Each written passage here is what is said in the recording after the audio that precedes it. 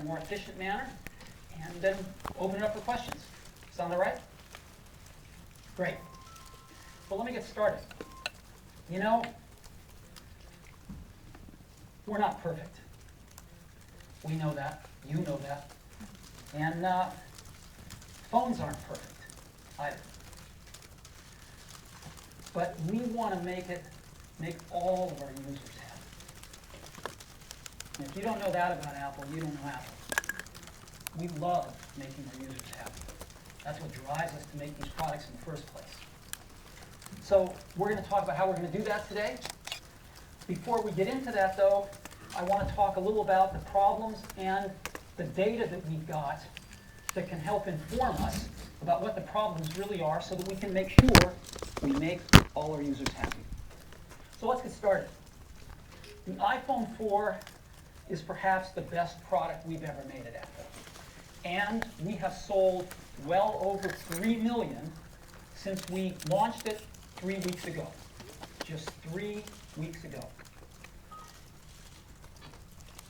And it's been judged the #1 smartphone in a variety of publications.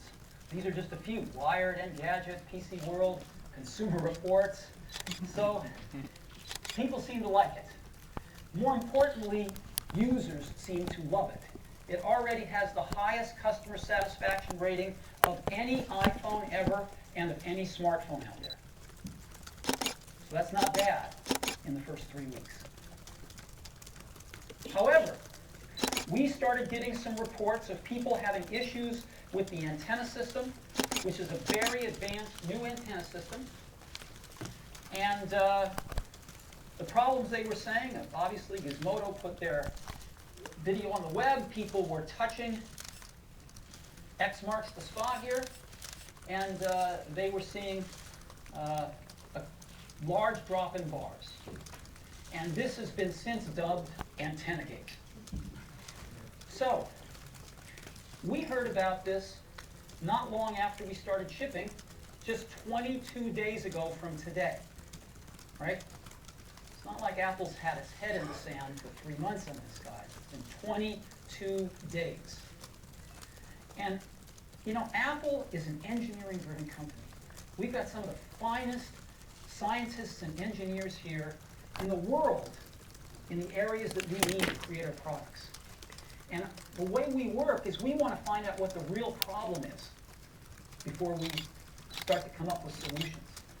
And so we've been working our butts off for the last 22 days to understand what the real issues are here so that we can come up with real solutions. And today we want to share with you what we've learned. So let's go right to the data. AntennaGate. Doesn't seem like a good idea if you can touch your phone, or more in particular, grip your phone in a certain way and the bars go way down. That doesn't seem like a good thing. Well, it turns out it's certainly not unique to the iPhone 4. That was one of the first things we learned. You could go on YouTube and see videos of Nokia phones and Motorola phones and other phones doing the same thing. Nobody had ever looked at them much before. And frankly, we didn't trust them either. So we did our own testing. We have extremely sophisticated testing here. And let me just show you an example of some other smartphones. So we're going to start off with some very credible phones. These are all good phones. There's nothing wrong with them. The first is the BlackBerry Bold 9700, made by RIM. This is perhaps the most popular smartphone in business. So let's take a look at what happens when you hold it in a totally normal way.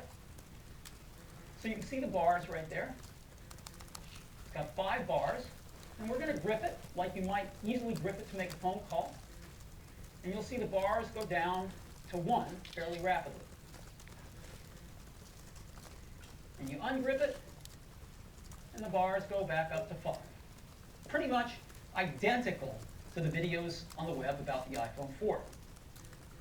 So, there's the BlackBerry Bold, 5 bars to 1 bar. Different people grip phones in different ways, but you imagine that's a pretty popular way to grip that phone. Next, the HTC Droid Aris. It's an Android phone. Let's take a look at it. starts off with 4 bars. They only have 4 bars. And the time it takes for the bars to go down is dictated by their algorithm. The signal goes down right away, but the algorithm sometimes delays it to make sure it's not just a temporary glitch as to not confuse the user. So it goes down to 0 bars, and then when you take your hand away from wherever their antenna weak spot is, it goes back up eventually to 4 bars there. So again, the HTC Droid era, same behavior, 4 bars to 0 bars. Samsung Omnia 2, a Windows mobile phone. Let's take a look at it. It's got 4 bars to start. We grip it in a not unusual way. This one, I believe they have a long hysteresis in their algorithm, so it takes a minute or so to drop the bars. But again, the signal strength dropped immediately.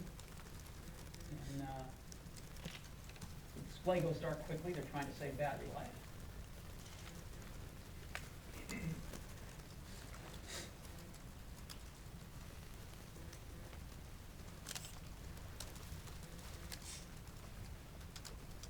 Again, the signal's already down to, I believe, 1 bar, but they're just taking their time to show it to make sure they're not making a mistake.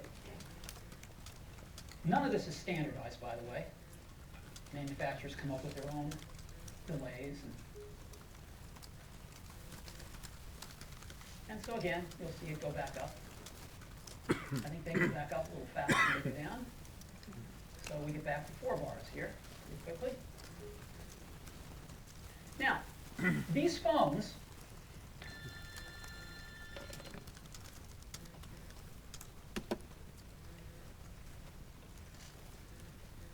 so we could have gone on and had another 5 or 6 phones to show you. Most smartphones behave exactly the same way. Now, these phones were all tested in areas of relatively weak signal strength, just like people have been testing the iPhone 4. And you can see that the bars go from 5 to 1, 4 to 0, 4 to 1. This is life in the smartphone world. Phones aren't perfect. And it's a challenge for the whole industry. And we're all doing the best we can.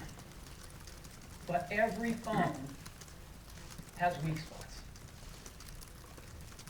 Most every smartphone we've tested behaves just like this when it's in a relatively weak signal area and you grip it in a certain way that's not unusual. Now, we're not perfect. We made it very visible with a little help from our friends on certain websites. What we did was X marks the spot. We went to a lot of trouble to put this really beautiful line in the stainless steel to say, here's where you touch it, everybody. You know? Might as well just, could have just put a, waved a little red flag right there. And we had incorrect bars. So that when it did drop, the drop looked far more catastrophic than in reality it was. You thought you were dropping from 5 bars to 1 bar, when in reality you were probably dropping from 2 or 3 bars to 1 bar. But we screwed up on our algorithm. By the way, some of these other phones might be being a little too liberal with their algorithms too. But that's their choice. Our choice is to put the correct algorithm in, which we've just done with the release we sent out yesterday. And hopefully that will give people a better indication of the signal strength that they're in. Their bars will still drop by 1 bar or 2 when they put their finger or they grip that place and just grip the phone in just the right place. And again, all smartphones seem to do that.